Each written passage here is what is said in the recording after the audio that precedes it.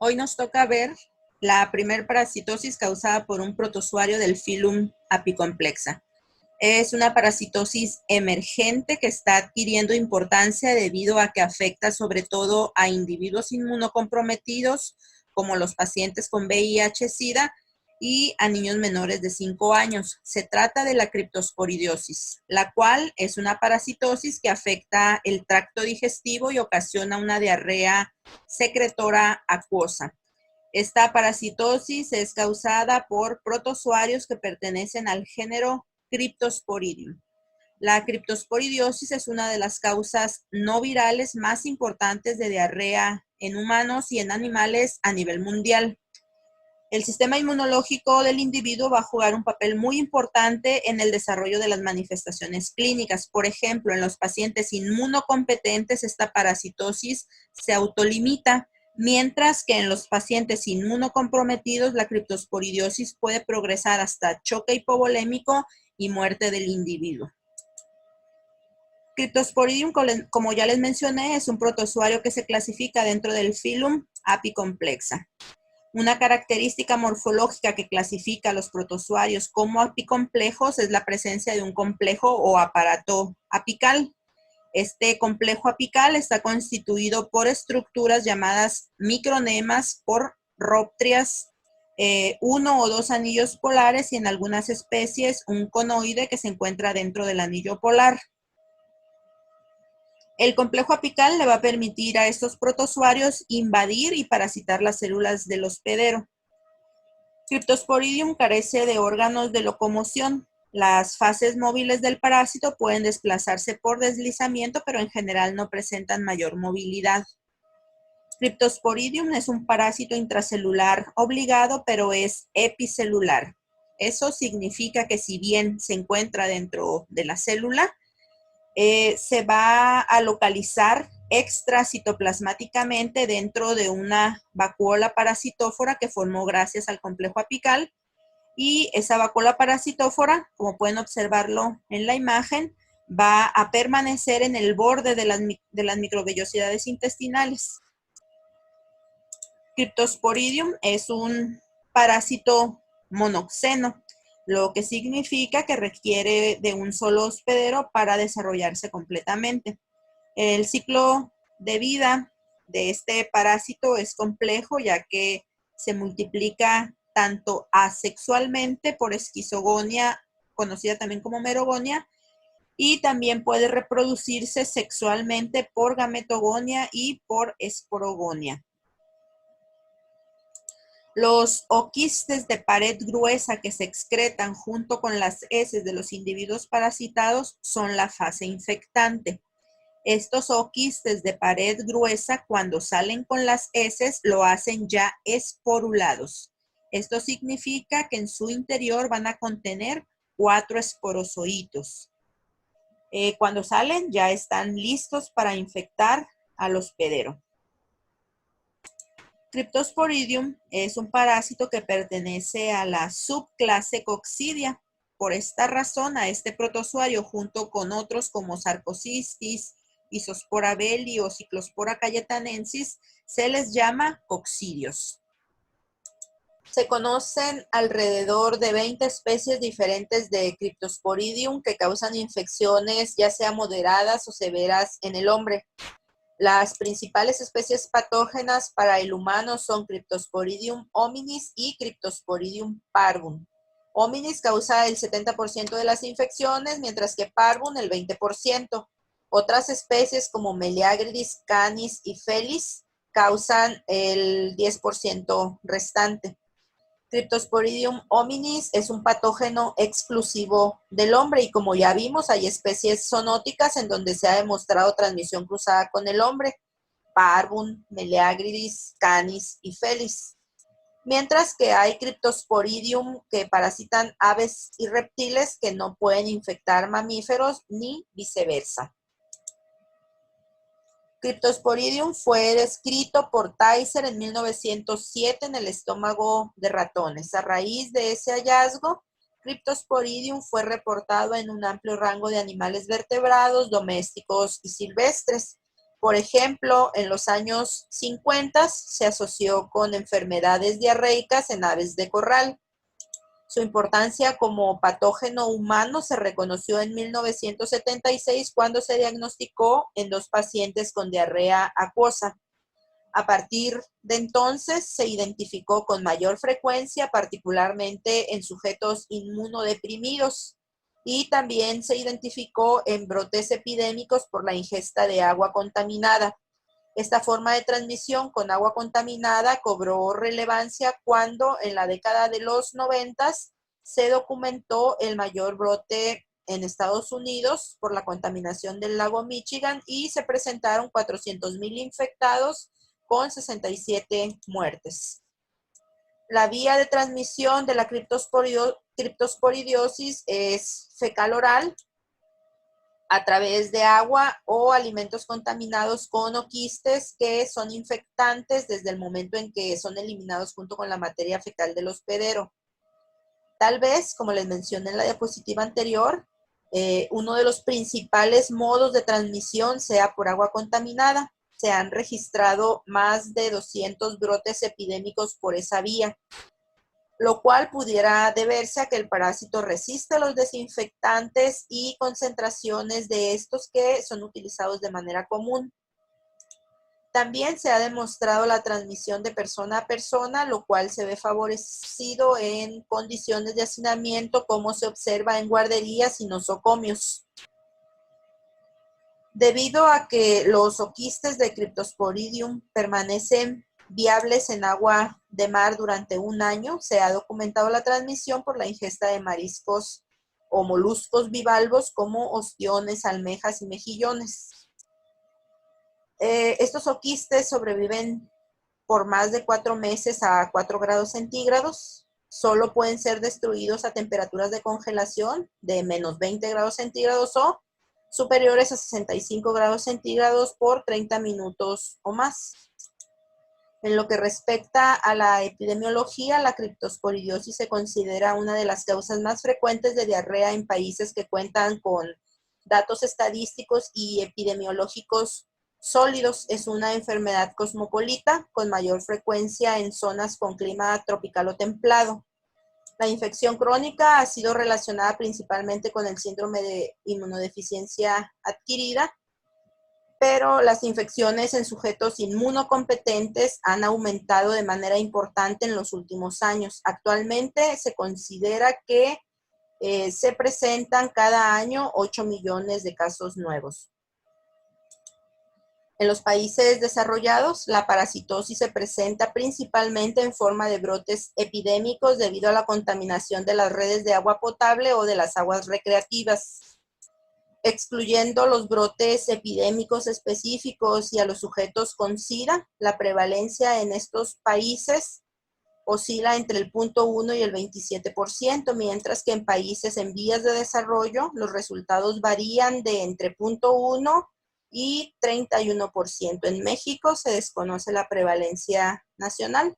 Los primeros reportes en nuestro país fueron en pacientes con VIH-Sida. La infección es más frecuente en niños menores de 5 años que en adultos inmunocompetentes. Ahora vamos con las fases del parásito. La complejidad del ciclo de vida de Cryptosporidium básicamente radica en el hecho de que este protozoario tiene múltiples fases y a que cuenta con reproducción tanto sexual como asexual. Asexualmente el parásito se reproduce por esquizogonia, que también se conoce como merogonia, porque producto de esa reproducción se generan merozoitos. Sexualmente, Cryptosporidium se reproduce por gametogonia, que consiste en la generación de gametos masculinos y femeninos. También se reproduce sexualmente por esporogonia, con la que se generan esporozoitos. Las fases asexuales del parásito son los trofozoitos, esquizonte 1 y 2, que también se conocen como meronte 1 y 2, y los esporozoitos. Las fases sexuales son los microgametocitos y macrogametocitos, que son células sexuales, masculina y femenina respectivamente, y que están inmaduras. Cuando maduran, cambian su nombre y ahora son micro y macro gametos. Estos van a llevar a cabo la fecundación y van a formar un huevo o cigoto. Ese cigoto se va a transformar en oquiste y ese oquiste va a llevar a cabo la esporogonia para formar 4 esporozoitos en su interior. Los esporozoitos y merozoitos son las formas invasivas del parásito y por lo tanto van a ser las únicas que presentan el complejo apical. Las fases asexuales y sexuales son de vida intracelular. La única fase que sobrevive fuera de la célula del hospedero es el oquiste, que es la fase infectante. El oquiste contiene, como ya les dije, 4 esporozoitos en su interior, que son esporozoitos desnudos. Desnudos significa que no van a estar contenidos o dentro de unas bolsas o sacos que se conocen como esporoquistes, a diferencia de lo que se observa en otros coccidios, donde los esporozoitos sí se encuentran dentro de estos esporoquistes. Se generan en Cryptosporidium 2 tipos de oquistes, que son los oquistes de pared gruesa, 80%, y 20% restantes son de pared delgada. Estos oquistes se generan al interior del hospedero. Los que salen con las heces y contaminan aguas y alimentos para infectar nuevos hospederos son los de pared gruesa. En la morfología del parásito no vamos a profundizar mucho, ya que las características morfológicas ayudan muy poco en la diferenciación de especies.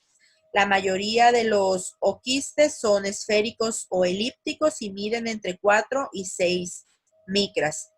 Como les dije, generalmente se requieren técnicas especiales como las técnicas moleculares y el conocimiento de su especificidad por el hospedero para la identificación correcta del parásito. El ciclo de vida de Cryptosporidium es de tipo monoxénico o directo. Del individuo parasitado salen junto con las heces o quistes esporulados que contienen 4 trofozoitos desnudos, y estos oquistes son de pared gruesa. Van a contaminar aguas y alimentos y van a constituir la fase infectante para el hospedero. Los oquistes de Cryptosporidium sobreviven en el ambiente por mucho tiempo. Por ejemplo, entre 20 y 30 grados centígrados van a sobrevivir varias semanas, incluso meses. Una vez que el hospedero ingiere vía oral al oquiste y este llega al tracto digestivo del hospedero, a nivel del intestino delgado principalmente, los esporozoitos van a ser liberados a través de una ranura que se desarrolló en los oquistes tras su paso por el estómago y la acción de los jugos gástricos. Aquí vemos a los esporozoitos emergiendo del oquiste por la ranura que se generó gracias a la acción de los jugos gástricos, y ese esporozoito, debido a que tiene un complejo apical, va a invadir y parasitar los enterocitos. El esporozoito va a quedar contenido dentro de su vacuola parasitófora y se va a localizar al borde de las microvellosidades intestinales. Dentro de la vacuola parasitófora, el esporozoito se transforma en un trofozoito y se divide asexualmente por esquizogonia o merogonia, generando la otra fase del parásito conocida como meronte o esquizonte, en este caso de tipo 1. El meronte o esquizonte de tipo 1 contiene 8 merozoitos. Ese esquizonte se va a romper y los merozoitos van a quedar libres. Como los merozoitos son otra forma invasiva que tiene complejo apical, van a invadir nuevas células epiteliales. Dentro de la célula epitelial nuevamente se va a transformar en un trofozoito que se va a volver a dividir asexualmente por esquizogonia y va a formar esquizontes o merontes tipo 1, pero también puede formar esquizontes o merontes tipo 2. Estos esquizontes de tipo 2 contienen solamente 4 trofozoitos. De estos últimos se van a originar las fases sexuales. La reproducción sexual va a ocurrir por gametogonia con micro y macro gametocitos que van a madurar a micro y macro gametos y se va a generar un cigoto. Este cigoto va a pasar por una última fase de desarrollo, que es la esporogonia, la cual va a culminar con la producción de los oquistes esporulados. Ya habíamos visto que Cryptosporidium presenta dos tipos funcionales de oquistes. Los infectantes, que son los de pared gruesa con 4 esporozoitos desnudos, es decir, sin esporoquiste, y que son eliminados con las heces fecales.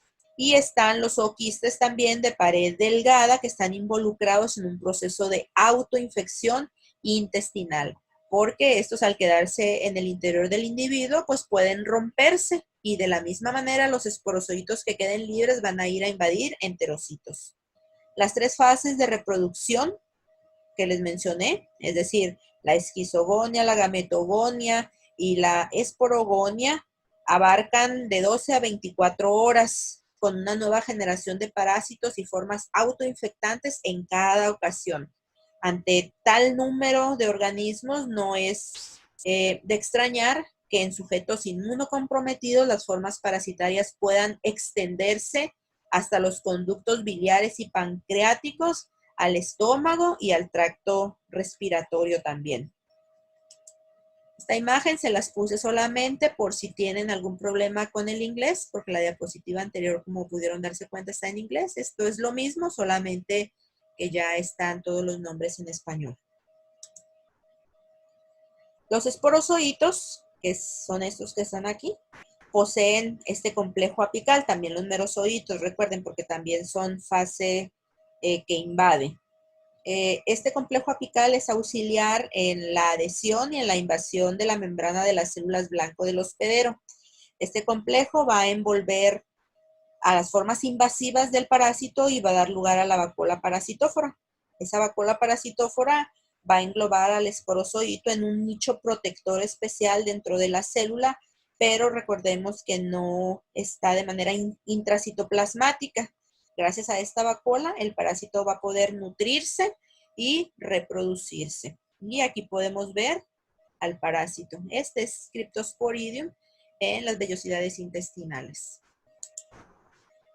En lo que se refiere a la patogenia, el principal mecanismo de daño es la adhesión del parásito a la célula epitelial intestinal para poder penetrar y luego multiplicarse, lo cual va a llevar a la ruptura y al daño de los enterocitos.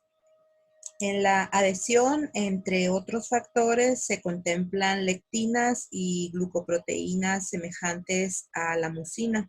También se contemplan receptores de adherencia del esporozoito. El daño celular va a ser ocasionado por productos del esporozoito que están involucrados en la desorganización de las uniones que existen entre las células. Esto lleva a una pérdida de la función de barrera. Hay liberación de sustancias como la lactato deshidrogenasa e incremento en la muerte de los enterocitos. Fosfolipasas y proteasas son moléculas que potencialmente pudieran estar involucradas en el daño tisular causado. Los cambios histopatológicos asociados a Cryptosporidium van a incluir diferentes grados de atrofia de las microvellosidades intestinales, edema de la submucosa, hiperplasia de las criptas e infiltrado inflamatorio mononuclear. Este infiltrado inflamatorio induce la liberación de citocinas que finalmente van a alterar la absorción de agua y sodio y van a potenciar la secreción de agua y cloro, lo cual origina la diarrea acuosa secretora. En esta imagen podemos nuevamente ver cómo las fases del parásito se van a concentrar en la zona apical de la membrana del enterocito. Todas estas bolitas que ustedes ven ahí es el parásito que está contenido dentro de la vacuola parasitófora, dentro de la célula epitelial, pero de modo extracitoplasmático. El periodo de incubación de la criptosporidiosis va de 5 a 14 días aproximadamente. Esto se explica por la rapidez con la que se realizan las esquizogonias y se forman los oquistes. Podemos decir que existen tres tipos de cuadro clínico dependiendo del estado inmunológico del individuo que sufre la parasitosis. El sistema inmunológico puede estar competente, puede estar inmaduro, como en el caso de los niños, o puede estar comprometido en el caso de la inmunosupresión o alguna inmunodeficiencia adquirida. En las personas inmunocompetentes puede observarse tanto la forma asintomática como una enfermedad que se autolimita. En el caso de la forma asintomática, solo puede ser detectada por la eliminación de oquistes en la materia fecal.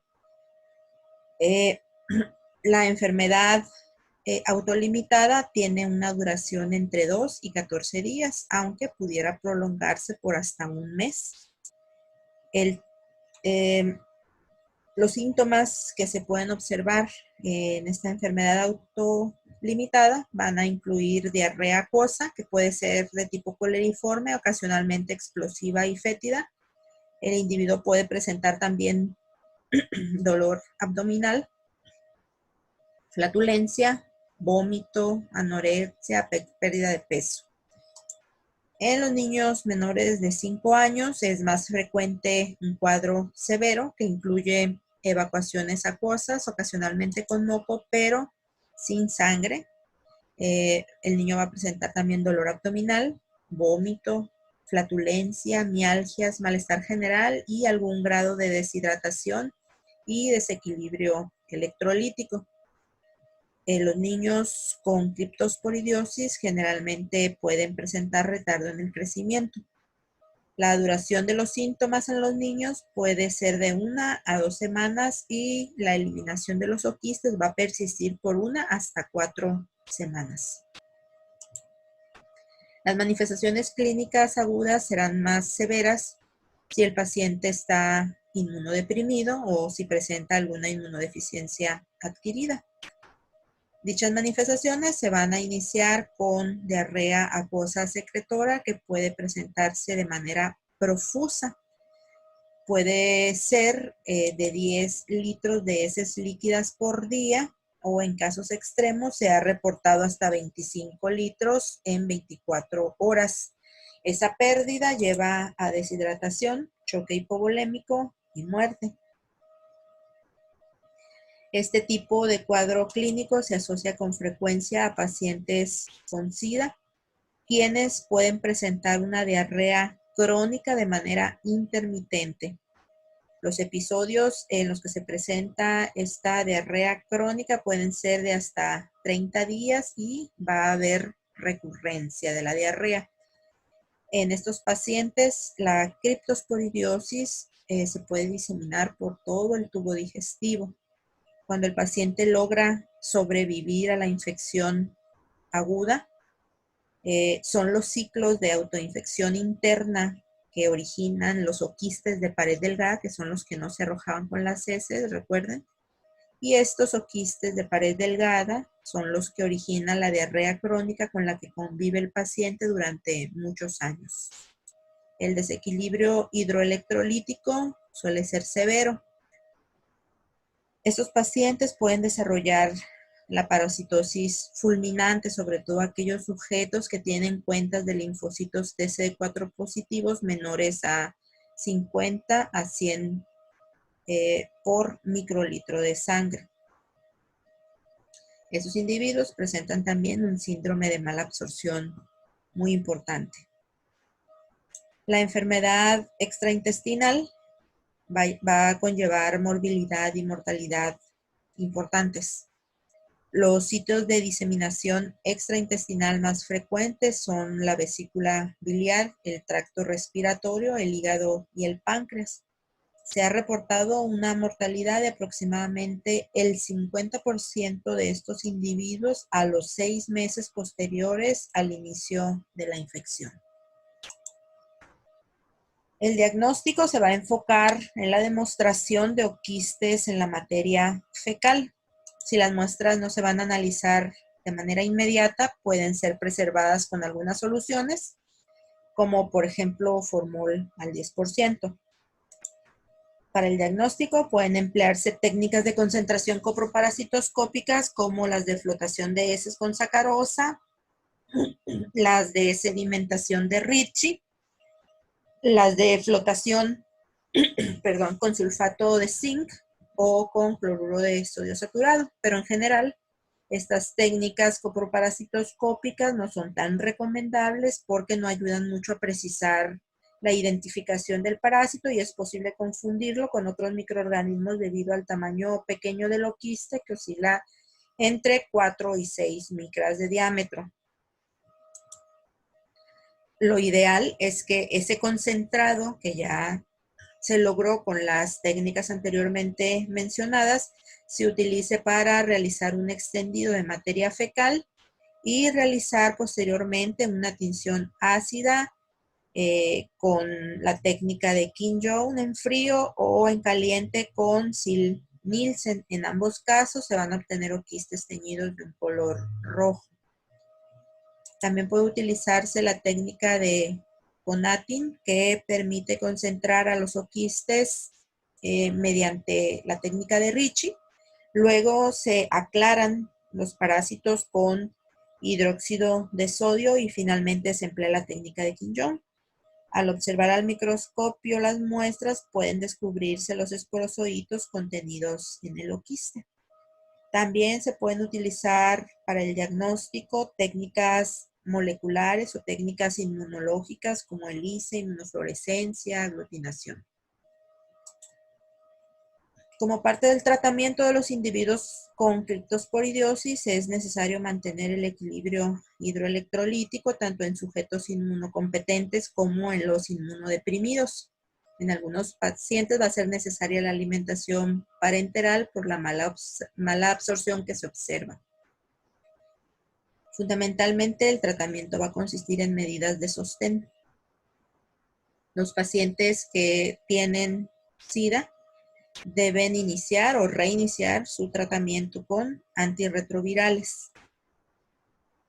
El tratamiento sugerido es la nitazoxanida, que es la única droga aprobada por la FDA para el tratamiento de la criptosporidiosis.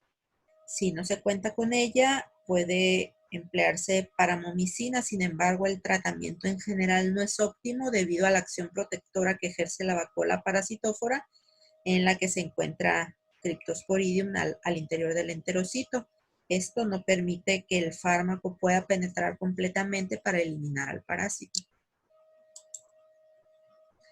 La prevención tiene que ver con la práctica de buenos hábitos higiénicos para evitar la contaminación de alimentos con heces humanas o de otros animales parasitados. Es importante ingerir alimentos cocidos. Las frutas y las verduras que se consuman crudas deben estar bien lavadas y desinfectadas y se debe beber agua purificada. La ingesta de ostiones, almejas y mejillones es un factor de riesgo para adquirir esta parasitosis que debe de ser tomado en cuenta. Los pacientes inmunocomprometidos en especial deben seguir estas recomendaciones para evitar la parasitosis, ya que son el grupo que presenta la enfermedad más severa.